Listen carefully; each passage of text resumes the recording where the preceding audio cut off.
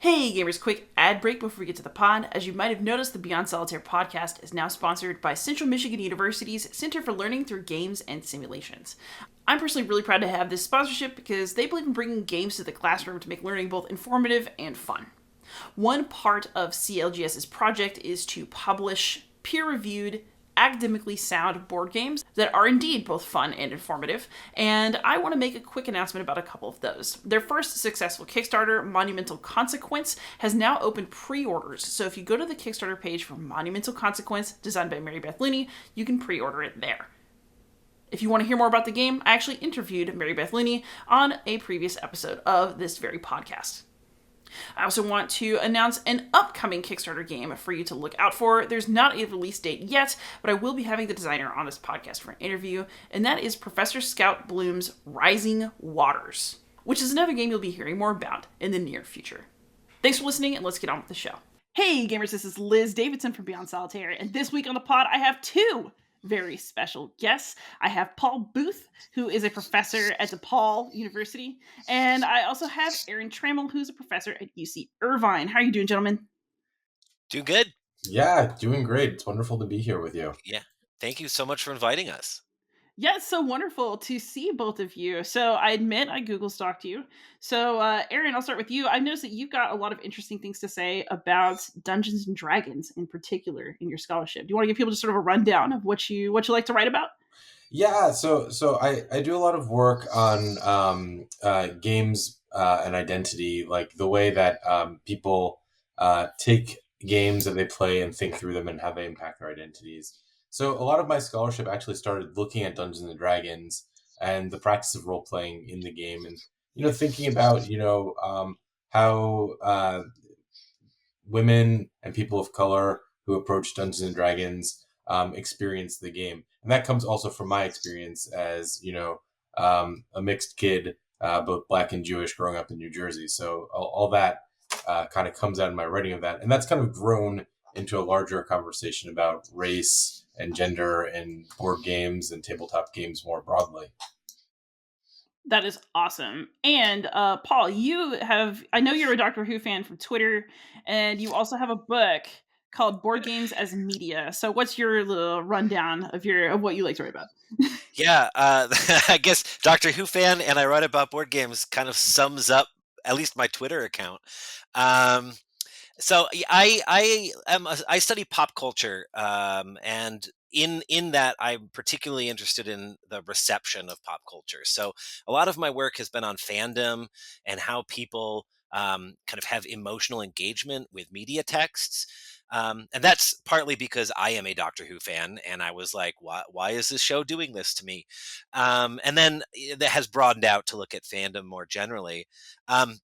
But then as part of that, or I guess as I was kind of developing my research on fans, I also fell down the board game rabbit hole, and I suddenly realized like there are a lot of parallels between board game players and fans. But then so I started kind of researching that, and then as I've kind of been getting more and more into the board gaming academic world, I've been realizing that it's some of those differences that are also really interesting. And so that's where Board Games as Media came from, which is a book that looks at what happens, what do we learn if we look at board games as if they were media texts communicating things about contemporary culture to us. And so I do a deep dive into that. So my interests just kind of keep multiplying as I as I become more and more nerdy, I guess. I, Yeah. I wish I had a Doctor Who metaphor, but like tribbles. Yes, yeah. Adipose might be a good Doctor Who metaphor if you're a Doctor Who fan. They just keep multiplying and multiplying. Fantastic. And then, so you can never get too nerdy, which is why the two of you have combined forces to do a new book series. We are the Wonder Twins Yeah. of the academic board game community. So, tell me about your book series. It's through University of Michigan's press, correct? It is, yes. Yeah, so It was Paul's idea. I kind of joined up for the ride a little bit later, as we started talking about it and bouncing some ideas back and forth. But I think Paul had the idea to do this series because there's a lot of series on games, and there's relatively little in the universe of writing of games on board games specifically. Um, and so I think it was Paul's idea that, like, hey, maybe there's a niche here that some aspiring scholars might be able to fill with the right support and the right authors. Yeah, and thank you, Aaron. I mean, like what it was originally I just kind of tweeted out this idea, which it wasn't even a fully formed idea, really. It was just I was like, there's a kind of short book series about albums, and there's a short book series about Doctor Who episodes, which is what got me thinking about this. And there's a short book series about video games. Why isn't there one on board games? And I just tweeted like, who would be interested in that? And I got this flood of responses. And I'm like, oh, maybe there is kind of an interest in this. But my kind of my expertise is not as broad and as varied as Aaron's is. So, I like I was like, this would be a cool idea. I need someone who knows a lot more than I do about who to reach out to, what games to include, and things like that. And so I think in that respect, I think we are such a great partnership on this because we kind of really complement each other in our different strengths. Yeah, so there had been a sort of subgroup of academics that for like the last 10 years has been kind of like sharing papers on tabletop games and board games and LARP broadly. And so that's where my strengths come in. The journal that I edit is called Analog Game Studies, and we've been curating a lot of scholarship in small papers for a while. In that way, we got nominated for a Diana Jones Award in 2018. I think that was like our big accomplishment. Uh, so that had kind of been bubbling below the surface, but I feel like this is an opportunity to take it to the next level and to really broaden this conversation out and make it more specific about board games and what board games are doing. Because I mean, like every 3 years, I have a check in with myself and I say, all right, I think board games have grown a lot in the last 3 years, and I'm surprised. And it's like it's crazy that they're huge right now. Yeah, we And are really an amazing age of board games. It is the truth. yeah, and that was kind of that's exactly it, right? And if I kind of ran into this when I was writing board games as media, like I wanted to write about um I'll just Scythe, right? I want to write about Scythe. And I can go to Stegmeyer's website and read that. I can go to um kind of pop websites and read about that, but no one is really writing about these in a serious way. Um, and I don't mean to say not serious. Obviously, all of those are serious things, but in an academic kind of way. Um, and so it was in some ways a little selfish because I was like, I want to read what other people have to say about these things that have been really important in my life. Um, and so that's part of it, right? Is just giving an opportunity for folks who have an interest in kind of specific board games who want to explore these in a little bit more detail to both write and read these. And we've really wanted to gear the series, which is called is it tabletop games or tabletop gaming? I can't ever remember. We always make this mistake. It is tabletop gaming. Yeah, the series is tabletop gaming, and we're really interested in making it appeal to a wide, broad audience. We don't want just professors, right, reading this. We want game players to read this, and fans to read this, and game designers to read this, and learn from kind of their contemporaries.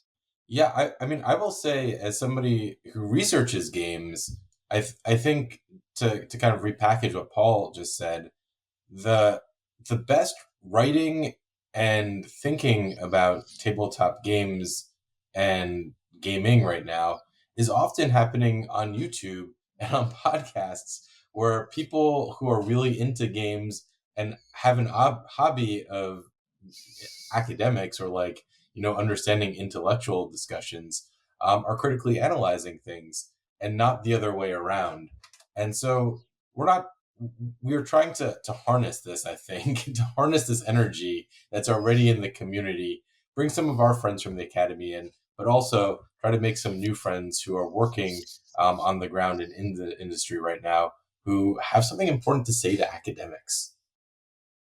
I think that's awesome. So the structure of your book series is to have individual volumes that focus on particular games as opposed to topics within games. What made you choose that particular structure, and what are you hoping is going to emerge from that editorial choice? Well, I think there's a lot of opportunities in that sort of structure, to allow authors to develop their own particular interests. So yeah, I'll take the Scythe example. Let's say there was a book on Scythe. I might be a historian and want to write about it in a kind of counterfactual way. Someone else might be really interested in the material elements and want to write about all the plastic miniatures. Um, Focusing on the game allows various topics to kind of percolate. And I think that's what we're really interested in, is not having Aaron and I dictate, you have to write about this, you have to write about that, but rather letting authors develop these strains that are interesting to them, because if it's interesting to them, it will be interesting to other people. And then it's not just what do Aaron and Paul think are really interesting topics, but it's something for the community. Yeah, and I think a different way to look at it is that every game box has a story in it, a special story that could be told. That story might be like really personal, like that one time that this game box led to a relationship that spanned years, or it might be something that's relatively impersonal and just really interesting about the design or the unique things that happened on the game's way to production. It could be anything on that spectrum, but if it's a story and it's in that box, I think we're interested in it. And that's really what we're trying to amplify here. So, as opposed to going for a pure academic, researched, lots of sources, thesisy type stuff, you're also potentially interested in things like oral histories about a board game, or a more personal and maybe even narrative nonfiction sort of element. Is that what I'm hearing? Yeah, I think academics get a bad rap, actually. And I think we do this to ourselves because the professionalization of the field requires that we add sources and that we cite each other. But you know, a lot of that can lead to bad writing also. And so I think both Paul and I are committed to really working with our authors and trying to find a right balance there. That's something that really communicates well the story that they want to tell about the game, but makes the sources legible to an audience that's academic in a way that doesn't really make it illegible to the board game fan out there who also might buy the book. Yeah, Makes I sense. think that's exactly that perfect answer. I wouldn't change a thing. So, since you're doing it, each volume is dedicated to a specific game. Is each volume by a single author, or are you taking multiple contributions from authors about one game and combining them into a book? For the most part, the books are solo authored. I don't think we are certainly not against having co-authors on a volume. I think we haven't yet approached the topic of whether we'd have an edited collection, which would be like a person edits a number of different essays about it. To me, the trouble with an edited collection is it's never quite as cohesive as the editor hopes it will be, and I think that can be a beautiful thing. But I also think for this series and what we want to do in terms of what Aaron was talking about, these stories, the journeys of the authors, I think it becomes more interesting for the reader if it's a kind of coherent authorship. Yeah, I think that's right. Uh, we'll probably broach the topic about edited collections if and when someone has a really brilliant idea for one. And we have hearts, so we can be swayed. But but Speak but for yourself, Aaron. But as it stands right now, I think we're hoping for manuscripts that come from one or two people that are really focused. Nice. And are the people that you're choosing for your series so far? I mean, you mentioned that you're trying to sort of bridge academia and hobby gaming. So, are you also getting people from a number of different fields? You know, who have you got so far, and what perspectives are they coming from? Yeah, and just I think we're both gonna Yeah. look up the abstracts that we've received. So, to give a little bit of background for your audience who may not be familiar with how a book series like this gets proposed, Aaron and I had to write a proposal, which was about, I don't know, 10 to 12 pages long, that kind of explained what we wanted to do and why University of Michigan Press is a good press for this. And as part of that, we included six or seven topics. These are games that we think would be really good, and we reached out to people that we knew in the board game community, in the academic board game community. A lot of them are folks who wrote for Analog Game Studies, and folks that we've known kind of going forward. So we those initial abstracts that once the series was accepted, those are going to be our first series of books, and we're really trying to gear that for a variety of topics. So we've got kind of very contemporary popular games like Wingspan, Codenames, Catan, but then we've also got kind of some more funky, interesting kind of classic games. Blood Bowl is on there, Apocalypse World, stuff that really kind of can span different types of tabletop games.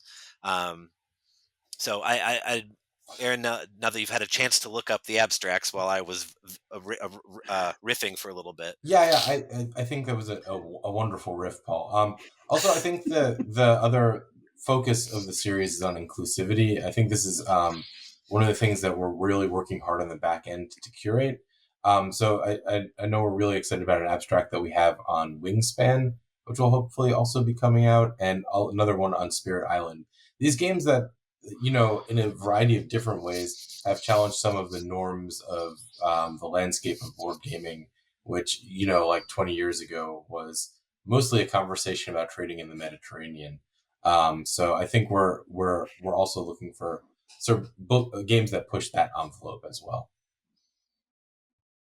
Excellent. And authors, right? We're also very dedicated to bringing in a diverse set of authors as well. We're not just interested in the kind of straight white male gaze, but drawing from kind of the real strength of the diversity of the field. And community. Mm. And community, yes. And then, what academic fields do you think might find this kind of work relevant? I find it very interesting that neither of you technically works in a game studies department, and I feel like gaming is one of those things that kind of slips in to a number of different places. So, what is your vision for how broadly this work could be appreciated? Well, Liz, I feel like these books would be appropriate in any academic field ever, and should actually be required reading for Math. pretty much any class that you could possibly see. I mean, that is the curriculum I would take if I could redo it all. So I mean, oh well, yeah. I was kind of being flippant there, but I think one of going back to what you were asking earlier about the authors and how these authors are putting their own stamp on these books. I don't think it's going to limit the field that these books might be appropriate for. So yeah, I mean, you could say, yeah, these absolutely would be ridiculous in a math class. Except I could imagine a really interesting book that looks at the mathematics behind set, or something like that. Like there are mathematics behind it. I could see a really interesting history book. I could see a really interesting physics book about Jenga. I would love to read a book on Jenga. I mean, like, that would be so interesting. So yes, I mean, I think there are some fields that these will fit in more easily, but I don't I also think there's a lot of opportunities for them to develop in new ways. Yeah, I think that's what's important. Both Paul and I come from very interdisciplinary backgrounds in the academy, and so I think we're looking at it from the other way, where people from more of a disciplinary perspective want to think how you can drill something down into the discipline it's from. I think mostly we're trying to blow things up and show how they can make connections between and across things that you might not have expected coming into the book, but then you walk out and you're like, oh wow, that was history and mathematics in one. Like I never saw that coming. And that I think is part of the story and the storytelling that's really interesting to us. Excellent. So you've got this book series is going to be reaching hopefully a broad range of people. But are you also, so obviously we're all passionate about games and getting games out to more people. Are games also something that are a presence in your classrooms? Are you using them pedagogically as something to interact with in your classrooms in addition to something to talk about? I'll let Aaron do that because I know you use games far more Yeah, than I do, I think. yeah. So I'm in a program. It's an informatics program, but I teach in a major that we offer that is a game design major. So it's verging on close to things that actually deal with games.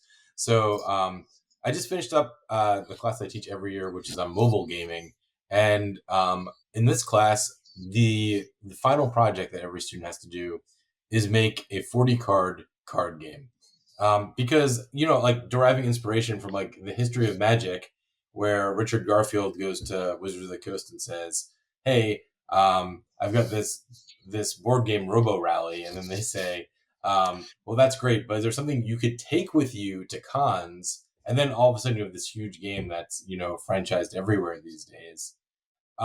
That's how I want my students to think about what mobile gaming is. It's not necessarily about playing games on your iPhone.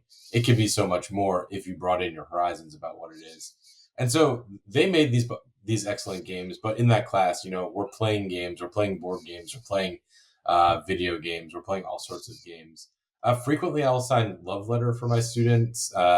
That's a really fun game that's cheap to get a bunch of copies of and like distribute through a room.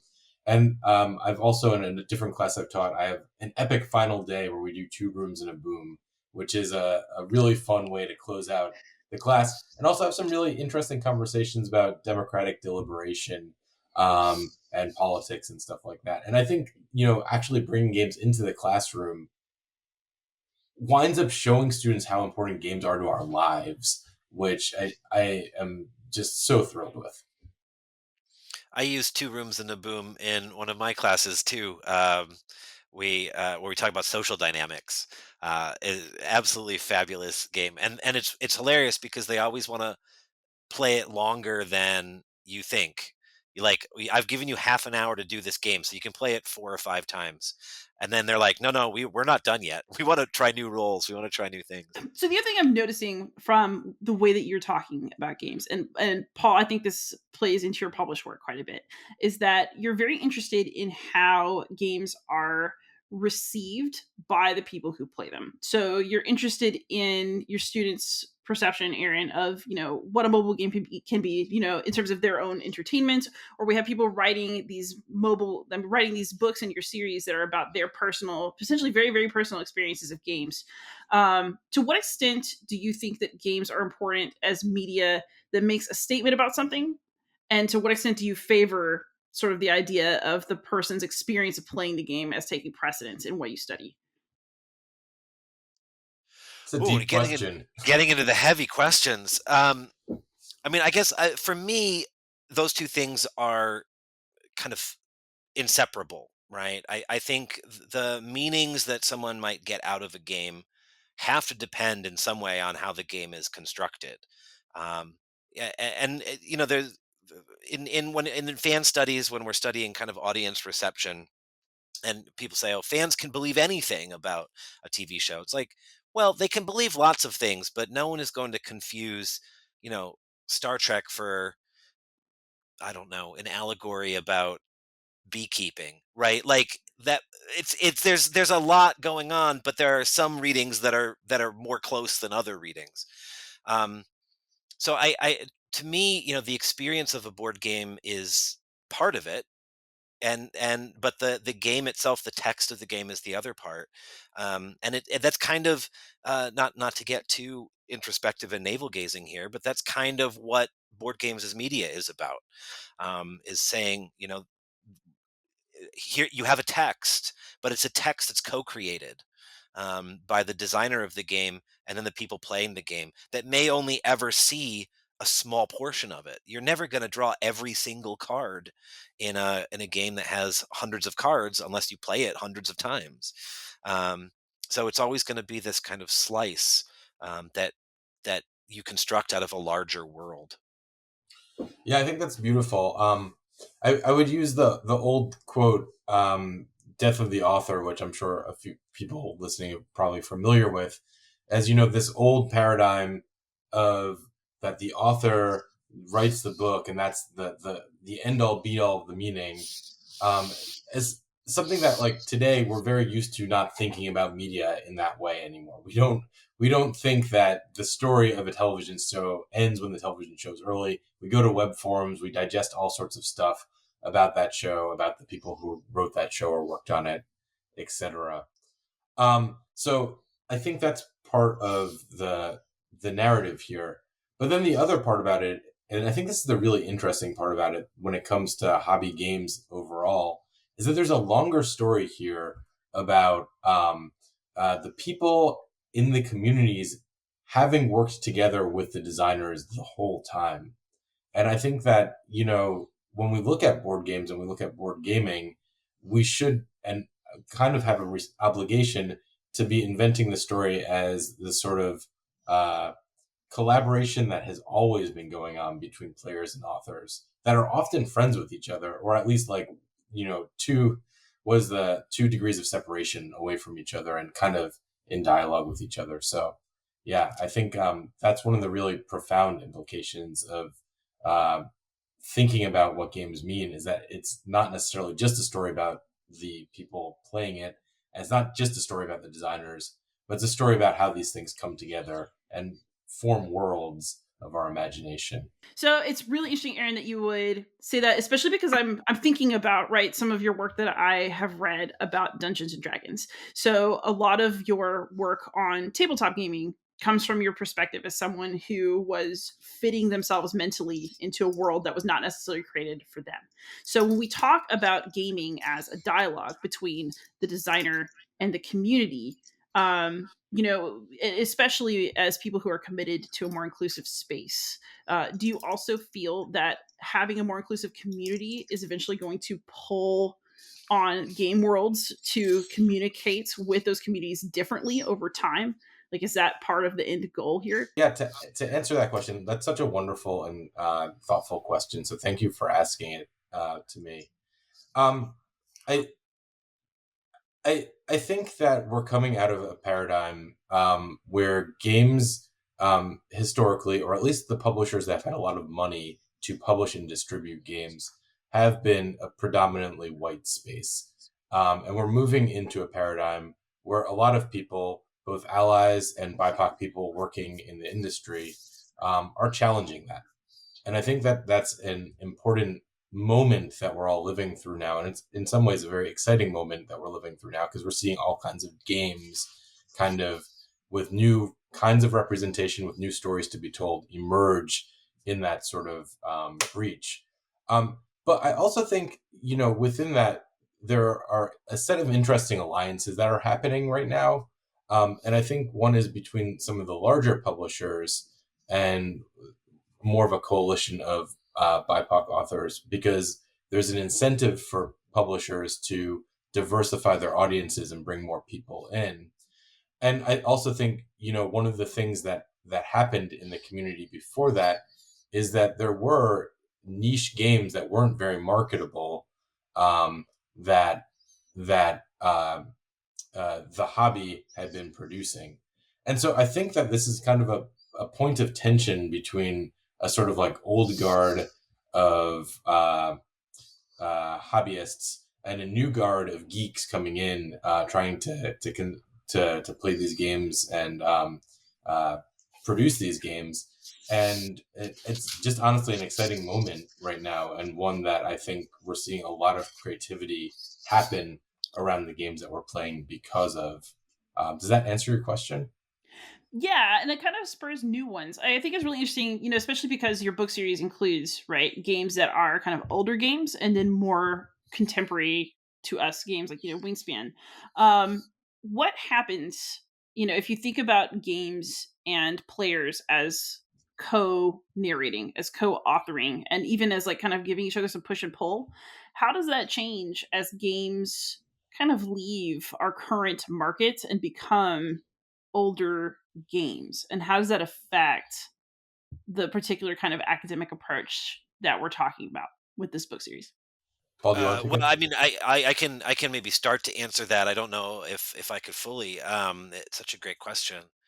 Um, I think whenever we approach classic media, older games, it's always through a lens of the contemporary. And anyone who teaches, I know we're all teachers as well, but anyone who teaches and shows students things from our own past at that and are suddenly faced with revisiting them through the student's eyes, you suddenly realize, oh, like I have changed, the world has changed, these sorts of things have changed. Um, so I think, in 20 years, if we go back and revisit Wingspan, or we revisit, um, I don't know, I'll just use Scythe again. Um, we'll see it differently. We'll read it differently because the world will be different. The game will be the same, but we will have a different interpretation of it. And I think I am you're making me think what would be, cross your fingers, this book series is a huge success, and in 20 years time is still publishing, and Aaron and I are going around in our walkers and geriatric, living together in an old folks home, and we're like, you know what, let's do a 20th anniversary Wingspan where we invite people to comment on it, and or we do this kind of constant revisitation. I think would be a really interesting and fruitful way of exploring games, because we haven't really done that. Yeah, I love that dream.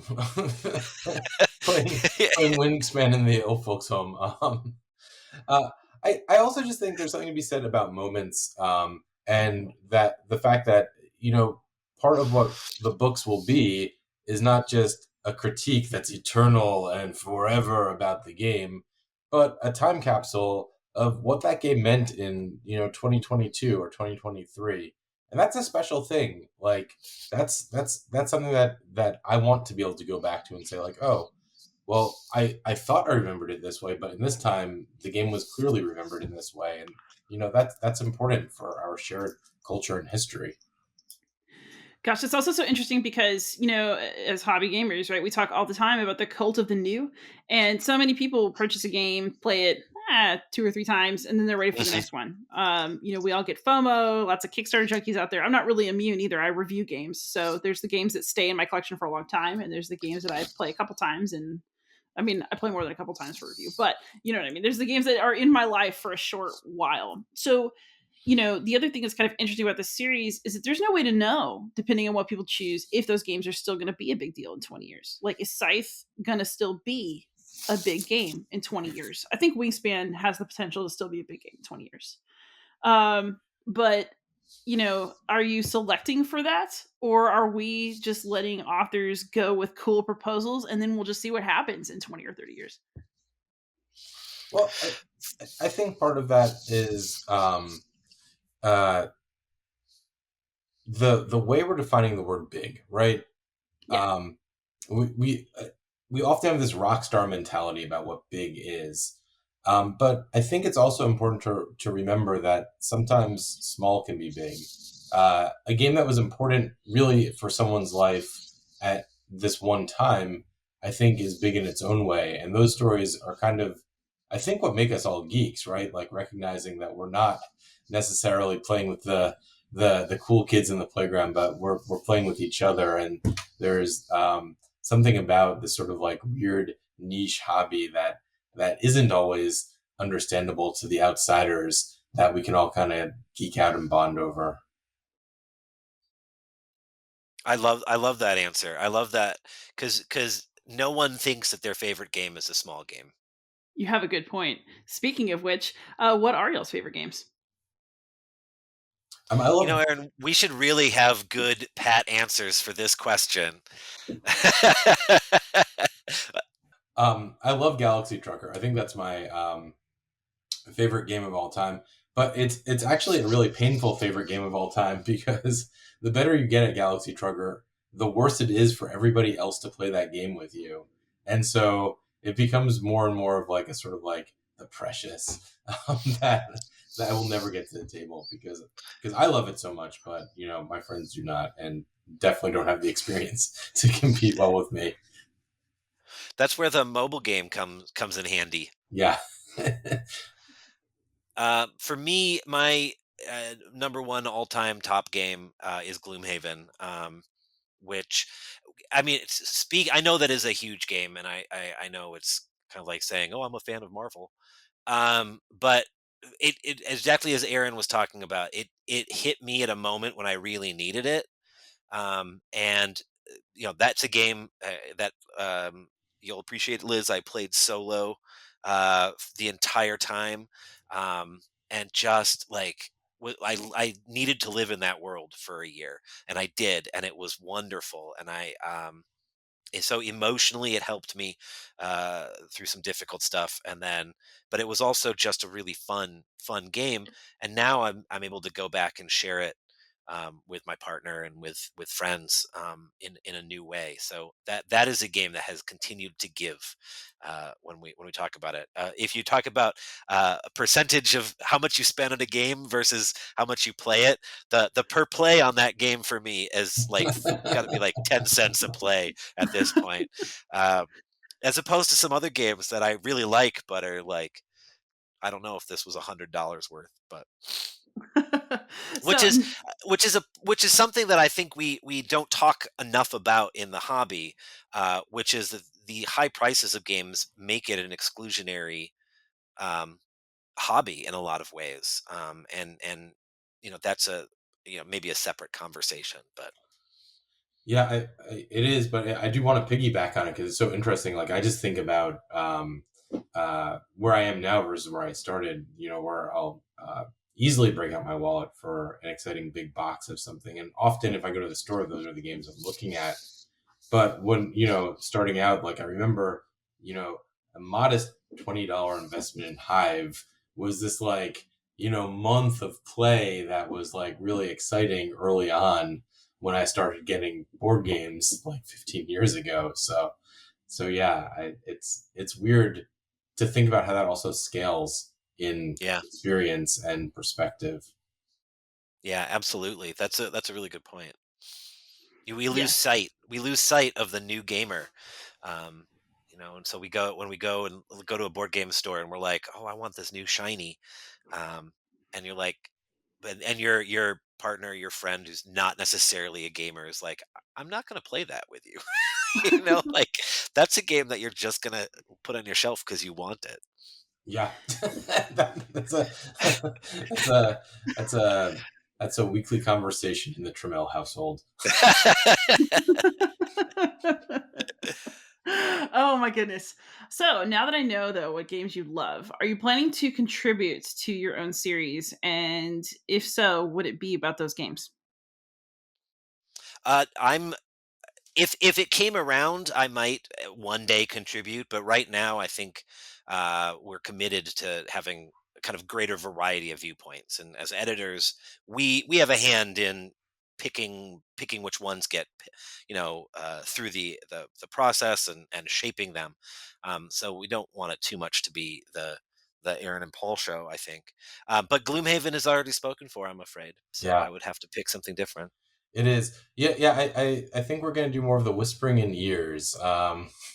So for the time being, but I wouldn't foreclose the possibility of that happening one day.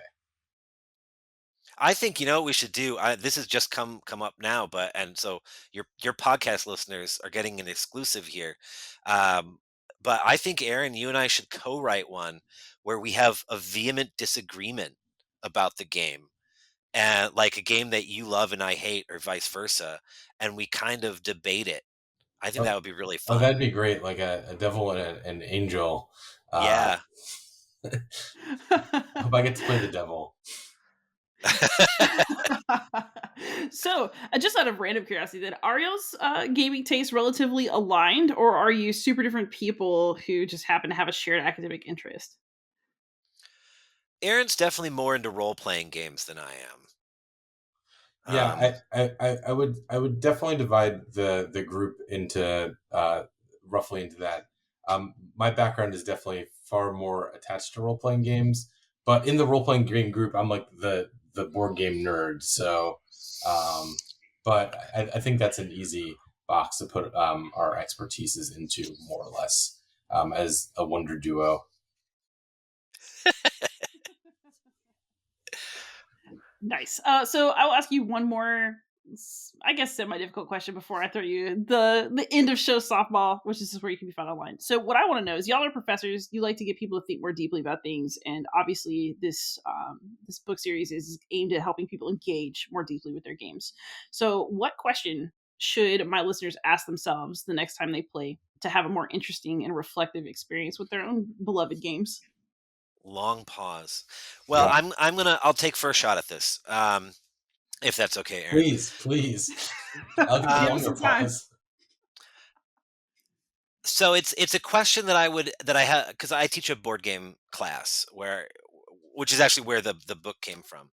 Um, and it's a question I have my students answer, right, in their essays and in the games that they design in that class, which is, what statement is this game making, right? Everything is created for a reason, and they can be, I had a great idea for a game and it's super creative and I want to get it out there, I want to make a ton of money. If, hint hint, in the board game world you're not going to make a ton of money. um, but a lot of people create media and games because they want it to communicate something. So what is it communicating? What is the story? What is the underlying metaphor that this game is going for? Yeah, that's wonderful. I think taking us back to story there is really helpful. Um, I think the thing I would want to know is what component, if you could find one component in that box, you can tell here I've had the time to think this through. Which one component is the most emotionally evocative for you, and why? So is it a character that's on a card? Is it a little miniature? Is it the board itself and the way it's been illustrated?